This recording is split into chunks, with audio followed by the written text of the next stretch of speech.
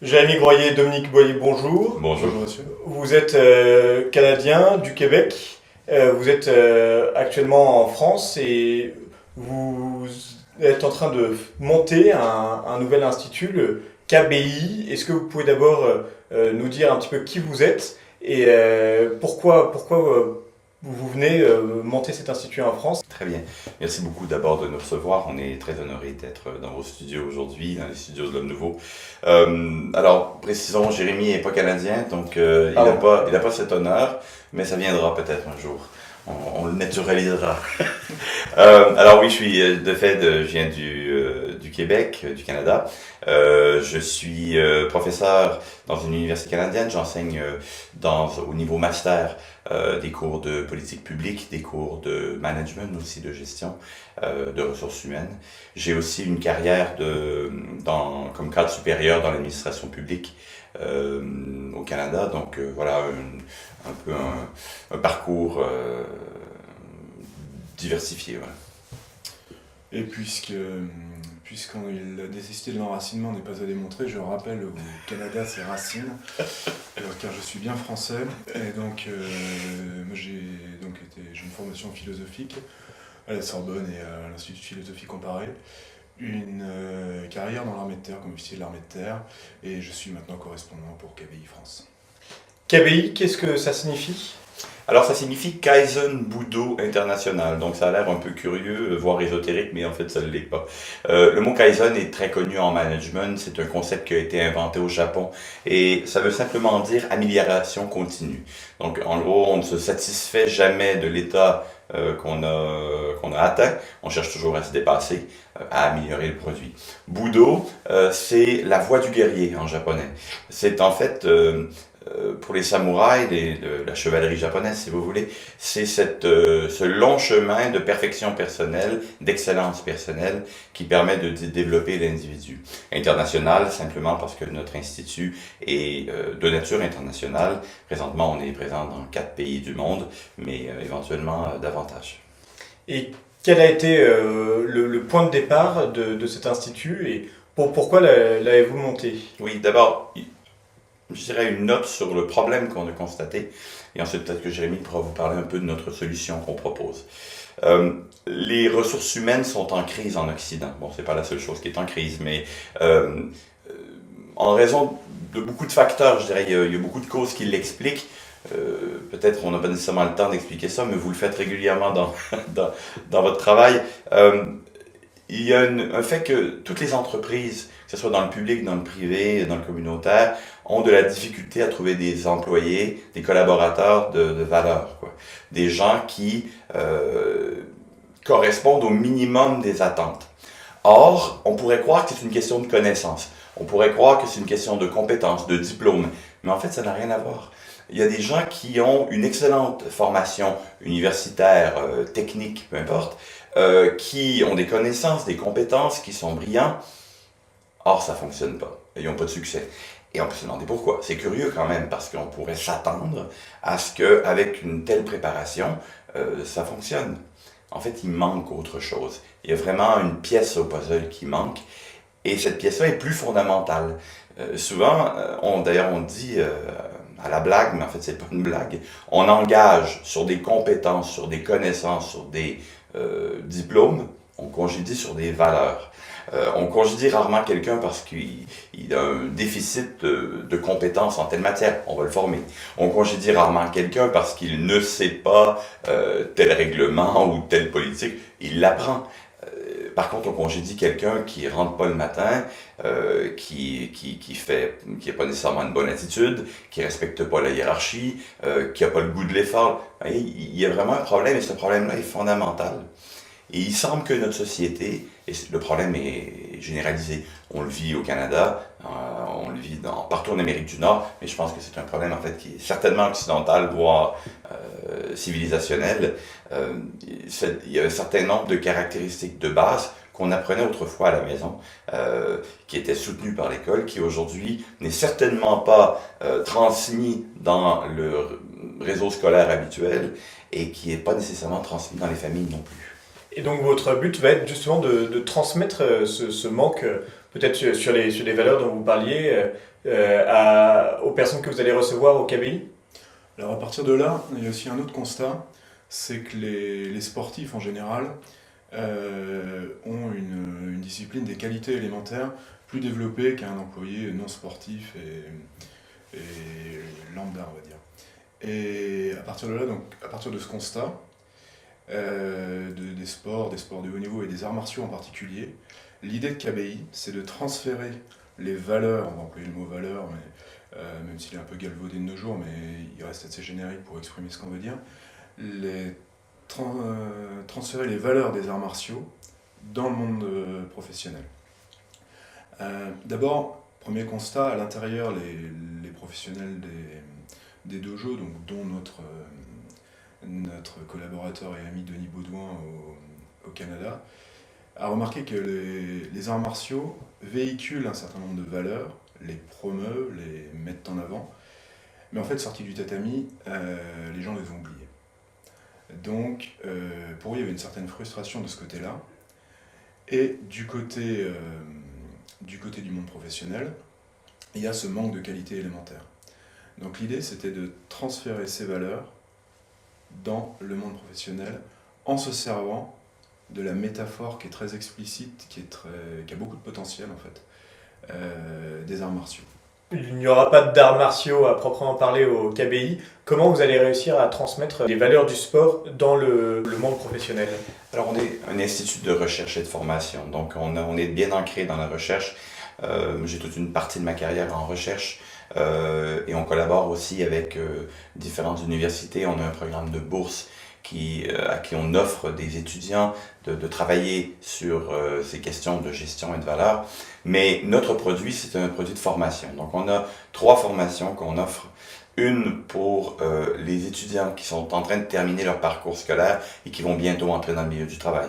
Une formation pour les collaborateurs, les professionnels, de tout milieu d'ailleurs, qui sont présentement en emploi dans une boîte. Et on a aussi une formation pour les cadres. Que ce soit cadre intermédiaire ou cadre supérieur, et qui, dans les 3 cas, on utilise la métaphore des arts martiaux, où on explore les codes, par exemple, qui sont présents dans les arts martiaux. On explore aussi le concept d'excellence. Ce qui est intéressant, c'est que le sport porte des valeurs d'excellence qui sont disparues un peu partout ailleurs. Dans le sport, c'est encore le plus vite qui gagne. C'est encore le plus fort qui gagne, vous voyez? Donc, et donc, pour réussir, ça prend de la discipline.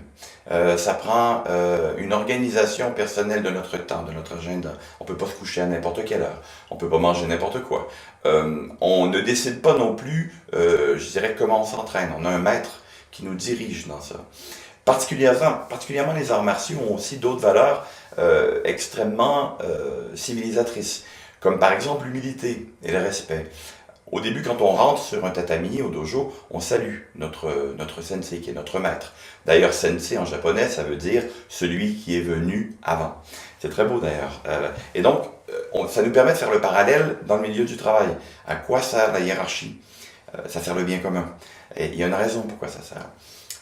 Par exemple, une autre métaphore qu'on utilise, en arts martiaux, il y a beaucoup de combats. Alors on avait prévu, Jérémy et moi, un petit combat pour vous aujourd'hui, mais bon, Il avait peur. voilà, donc j'ai reculé devant l'offre. Mais dans les combats, il faut bien avouer qu'on reçoit des coups. Et on ne les reçoit pas nécessairement comme on avait voulu les recevoir. Vous voyez, vous aviez pris exactement l'angle à l'étape. Eh bien, dans la vie du travail, c'est la même chose. Il y a une journée où notre patron ne va pas nous parler exactement avec le ton qu'on aurait apprécié. Et c'est normal. Vous voyez. Mais pour réussir dans le combat, il y a une certaine agressivité contrôlée. Il y a une certaine vertu du combat. Autant sur le tatami, il y a non seulement des règles, il y a un arbitre qui surveille, mais il y a aussi des lignes, quoi. On ne peut pas dépasser certaines lignes. C'est la même chose dans l'excellence au milieu du travail. On doit avoir cette volonté d'excellence, cette volonté de gagner, en respectant des règles, en contrôlant cette combativité.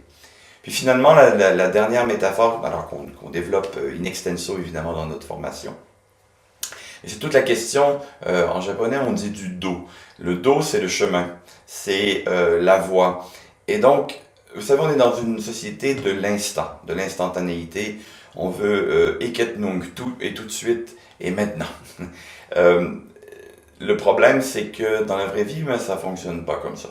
L'excellence, ça prend une vie. C'est pas nécessairement une destination, c'est un chemin. Et il faut accepter de s'engager dans le temps long, d'avoir des rêves réalistes. Alors, le jour où j'ai commencé à désespérer de gagner le 100 mètres aux Olympiques, je suis devenu un homme heureux. Mais mon père disait, il faut accrocher sa charrue aux étoiles. Et c'est vrai, je pense qu'il faut accrocher sa charrue aux étoiles. Il faut s'accrocher à ses rêves. Et il y a quelque chose de tellement beau de savoir qu'on peut modeler le monde qui est alentour de nous. C'est assez vétérotestamentaire d'ailleurs, mais on peut carrément participer au monde qui est alentour de nous en le transformant et se servant pour ça de ses rêves. Voilà, je ne sais pas si tu peux ajouter quelque chose. C'est ça, et c'est pas du tout antinomique avec les rêves, mais en fait l'idée générale, après le concept un peu plus global, c'est aussi de réancrer la vie quotidienne des professionnels dans la réalité, dans le réel.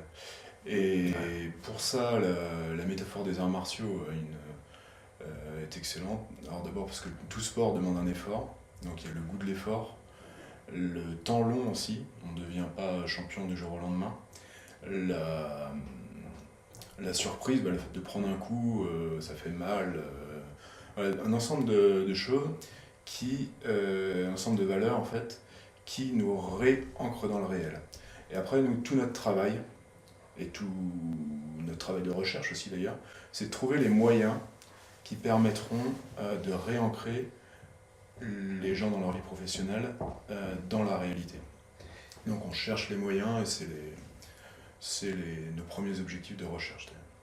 Et pour donc chercher les moyens de se réancrer dans la réalité, ceux qui seraient intéressés par la formation que vous allez dispenser, comment s'organise pratiquement cette formation? Est-ce que ce sont c'est des semestres comme on peut le voir dans les autres universités? Est-ce que ce sont plutôt des week-ends? Comment peuvent-ils s'inscrire? D'accord. Alors la première chose, je dirais, c'est de visiter notre site web, et je suis sûr que vous allez avoir la gentillesse de mettre ça au bas de l'écran. Voilà. Ceci étant dit, alors on a des formations, on en a 3 qui peuvent être offertes soit directement via des formations libres qui sont offertes sur le site web, ou encore directement par le biais d'institutions.